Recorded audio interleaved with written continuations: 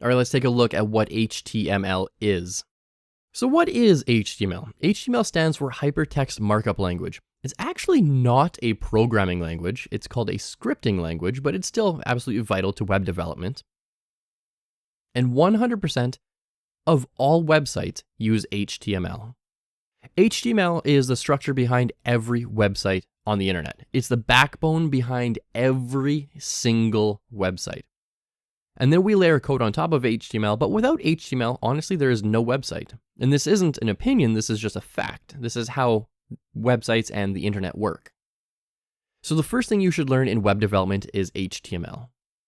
Let's take a look at HTML versus HTML5. You will often see people say, learn HTML5 or HTML5 this or HTML5 that. But HTML5 is actually the last version of HTML, and it will just always be called HTML5, and eventually it'll just be called HTML. So there's no HTML6 down the road. There's no sixth iteration of HTML. So whenever you see HTML5, you can actually think of HTML5 and HTML as the exact same thing, and that's because they are the exact same thing.